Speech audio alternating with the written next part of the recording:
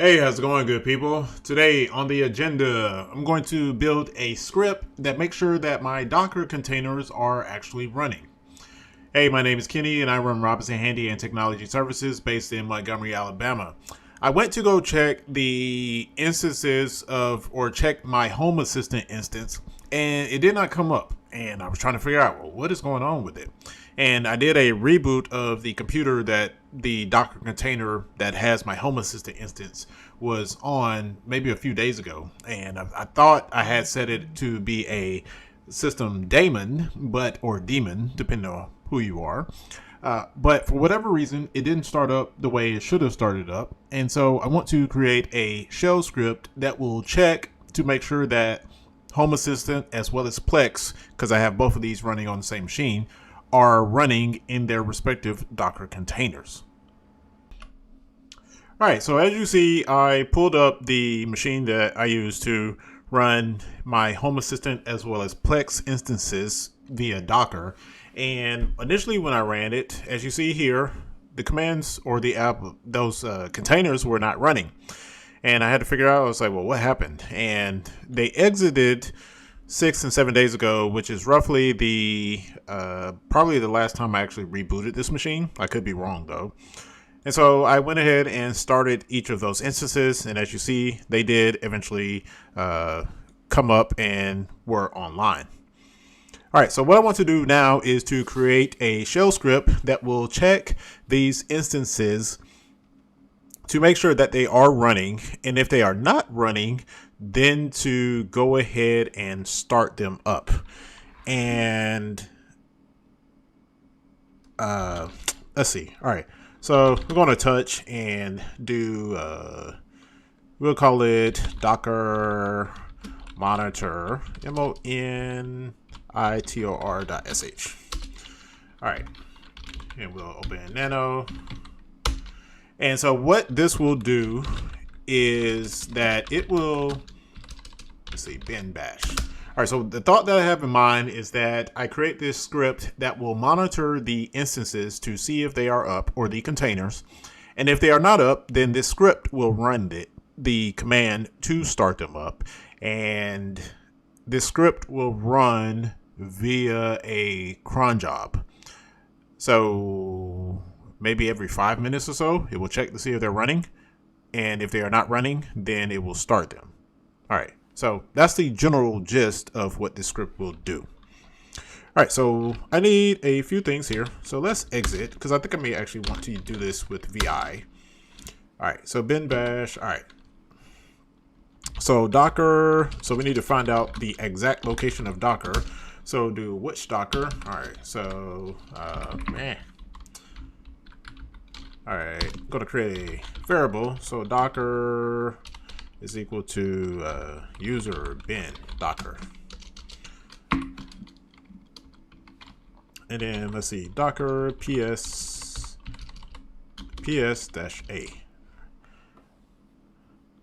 All right, so we're going to look for, so we're looking for the up, I guess, here. But I'm not sure if there's a different way to see, or I could just do Docker PS. I think Docker PS only shows what is running. And so in this output, I want to make sure that it contains Plex and Home Assistant. All right, so is that correct? Yeah. Okay. So we'll come back here and we'll run. I want to get the output. So output equals dollar parentheses dollar bracket Docker PS. And then from that output, want to get the number of times that the Plex is listed. And so I could do, there's a number of ways to do this. All right, so we'll take the output, and if the, let's say Plex count is equal, Plex count equals output, we'll do cat output, I think that's, or maybe echo output. Yeah, because cat does a file, echo does variables. So echo output, and then we'll do a grep, or excuse me, wc. No, we'll do a grep. So grep, and want to do a grep of plex. I think that's correct.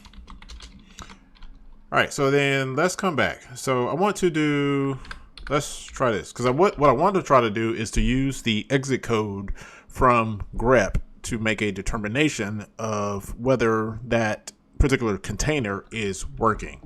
So we're going to do docker.ps/grep and then plex, and then we'll do $? And so, no, excuse me, echo $? Okay, so let's try that again. So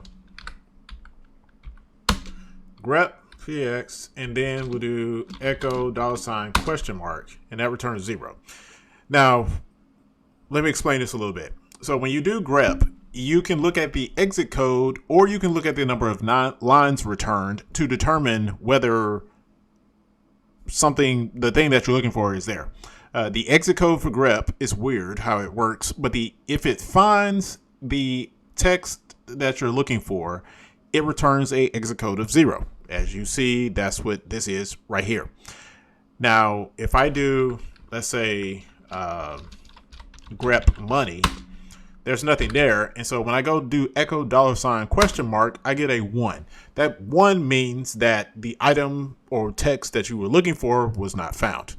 It's kind of backwards in theory, but that's how grep works. Now you could also do a grep of the, excuse me, not a grep, but you can do a wc-l to determine how many times a particular thing shows up, and then use that as your count. So as you see, I did a grep of plex and I found a count of 1. Likewise, I did a grep of money and I found a count of 0. So there's a number of ways you can do this. I think I may actually come back and do the wc-l, because if there are more than 1 plex instances running, that should throw an alert, as well as if there are no plex instances running, that should throw an alert. Or that should, in theory, that should throw an alert. All right, so I'm going to take just the plex count for right now, and we'll just use the output from the $echo, or we'll use the WCL. All right, so I think I'm gonna use the WCL because I'm not sure how to, or I'm not confident in using the exit code from the grep command to get what I am looking for. All right, so then we'll do a if, and then open brace, $plex count is equal to 1. That space there. Then, no, excuse me. If it is equal to 0, then we want to do docker start plex, and then do the reverse. And then likewise, we have to do the same thing for home assistant. So we do home assistant equals echo output, and we don't have to get the output a second time because we got it from the first one, and we can reuse that same thing again. So we'll do home assistant wc-l. All right, and then if open bracket home assistant, actually that should be home assistant counts, and I'm gonna type it here and then go back and create the other one there, is equal to 0. Then docker start home assistant 5. All right, and let's rename this one here count. And I'm missing a bracket here. All right, So just to go back through everything, so I'm defining a variable with the path to Docker, and you can put Docker directly in here. I may come back and do that at a later point and change this to user bin Docker and user bin Docker. So you get the output from Docker, and then, yeah, you get the output from Docker to check what is running, and you put that into a variable called output. And then here we'll do echo the output and only find the rows that have the word Plex in them and do a line count and put that into Plex count.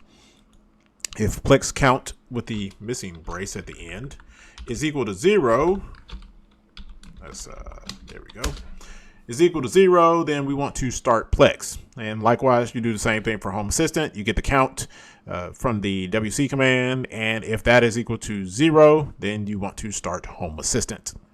Now, this is the name of the container. However, you can put the container ID in here to get the same outcome.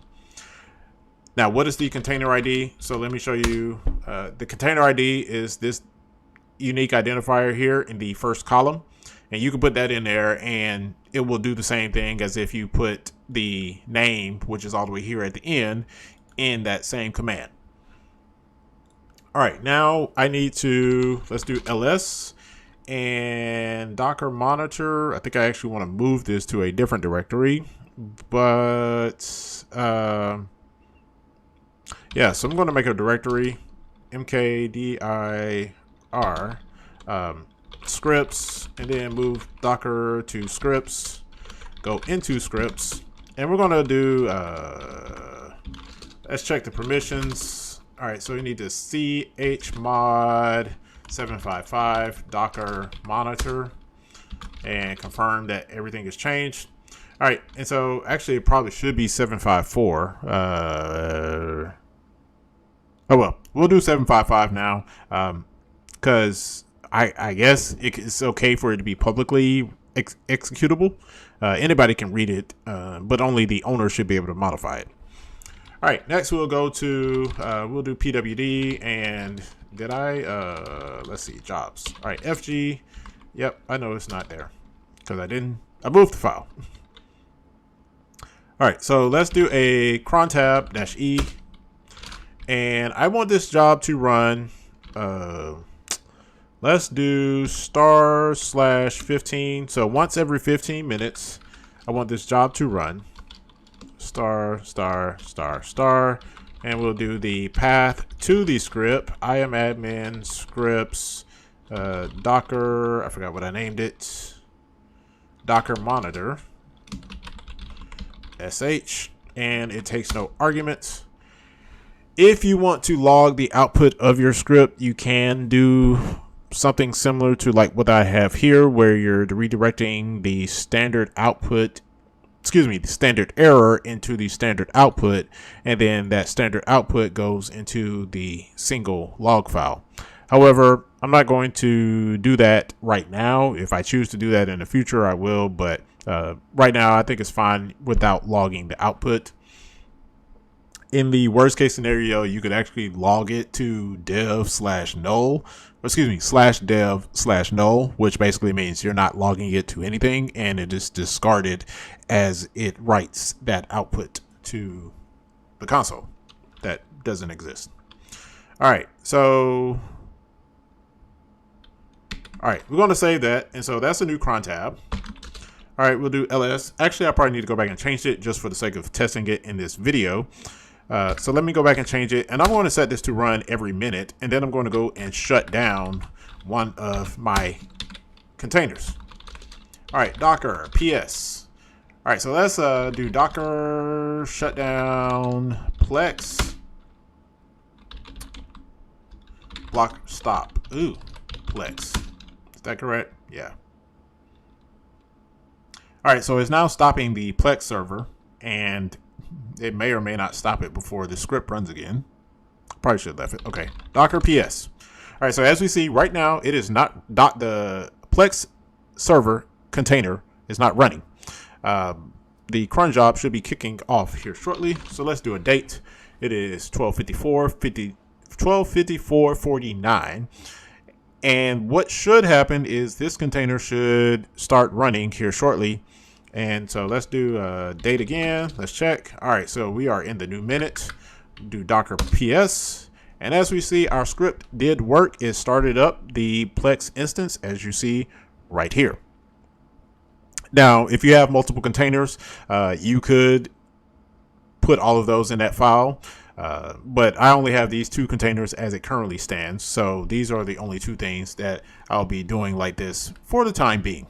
Now, there probably are other ways that this can be done to make sure the Docker instances are running. I do have these set up as a daemon or service that should be running all the time, but I'm not sure why it did not start up the way it should have. That being said, this script is more likely guaranteed to run because of the fact it's being called by the cron tab, and the cron tab is a systemd process. So anytime this computer starts up, that systemd process will start up, and if the systemd process were to crash for some reason, the daemon would restart that process to make sure that it is running. So that ensures that the Docker containers are always up and running, and if something were to happen unexpectedly, it would at least have a backup mechanism to get them to start running instead of solely relying on the Docker daemon to start them accordingly. That wraps things up for this video. If you have any questions or comments about this particular video, or you have a different way of doing the same thing that was done in the video, leave that down in the comments down below. I'm curious to hear of other ideas or suggestions to this that you would have done. Also, please be sure to subscribe by clicking the subscribe button below if you have not done so already. If you have, thank you for being a subscriber, and please be sure to give this video a thumbs up. Thank you for watching, and we'll see you next time.